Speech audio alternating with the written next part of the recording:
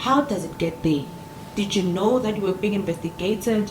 How did it get to a point that Mr. Mdletshe and 2 others are plotting to kidnap and kill senior officials? I did not have a clue.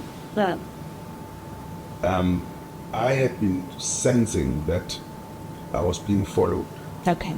I reported those matters to the union, who are the main shareholders of the business that I was running at the time.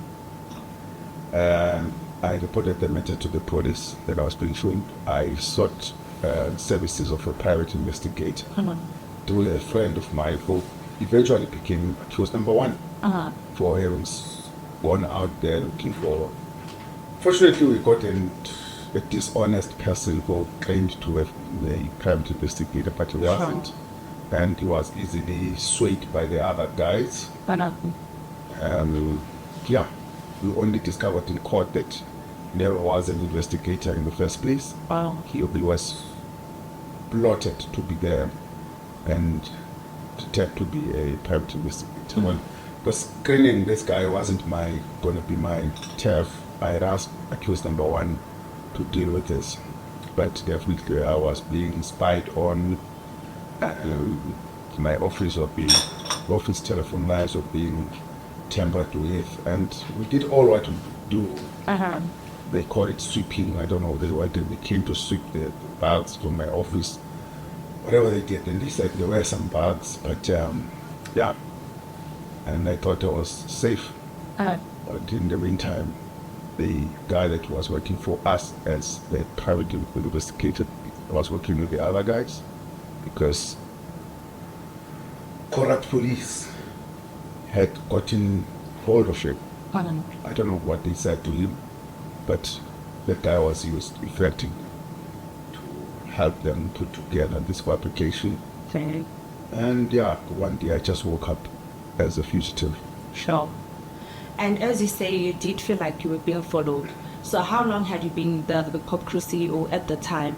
And how long were you followed before your arrest? I've been a CEO for 14 years.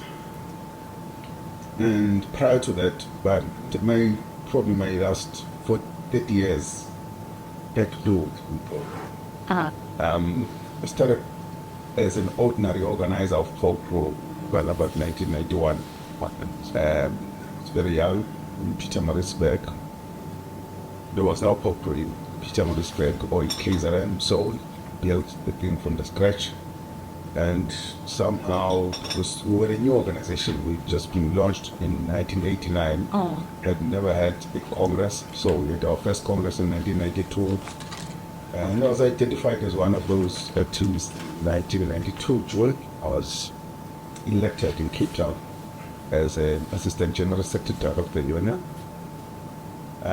Yeah, grew up from there, end up one day, I became a vice president of the union in 1996 after a congress in Constant. And but 5 or 10 years later, I left for private business. I worked outside of the public service. And the business of POP, which had been established during the period when I was vice president, recalled me, look, I think you've gained enough experience in the private sector. Please come help and be a CEO of this entity that is being built. It was struggling very much. So I came in. It does really feel like a load has been lifted off your shoulders, right? Yes, definitely. And now starts the work of cleaning your image, telling your story. Are you ready for that? Yeah, I'm ready. Yes. Because the story has always been there. There's always been one story. There hasn't been many stories. And except the fabrication that was created around the piano.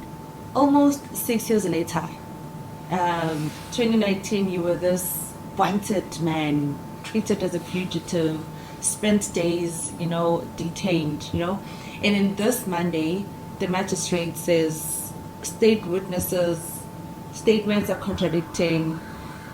She raises concerns, and you were acquitted. You and the 2 other people you were accused with were acquitted. At that moment, almost 6 years later, how did it feel like?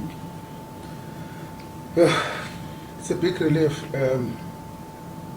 With a fresh start at this age, you also imagine I was at the peak of my career at the time. Started to plan things like if I retire in the next 2 or 3 years, all was going well. And I'm in the middle of nowhere. I find myself a wanted man. Perfect. And at the time, I was at home in KZN. I had to seek legal advice there and then. That's why I've always had it, the KZN team, was I had to be accompanied because I was afraid I could be arrested on my way back to Johannesburg. Yeah. I had to be accompanied by my teams back to Johannesburg, and I appeared, found myself spending 9 days fighting for my life on that bail application, granted the 9 days. The life, my life got messed up, let me just say that. You even turned 60 during this up and down of the case. There's no celebration, nothing. Because I was asking myself, 60 is a big age. Like, how was you turning 60 knowing that there's this black cloud, hanging over you now? It's unbelievable, but I find myself not being able to celebrate the milestone of that magnitude. But it is what it is. I'm 61 this year. Sure. No, you'll celebrate you celebrate your 61st birthday, right? Are we celebrating? Depends. The resources, I will be fighting all the time. It's legal bills and all other things. Celebrations are the last on my mind. To rebuild, get my family reorganized, in a passive, like a spare wheel in the whole thing. Now back, to be able to contribute meaningfully.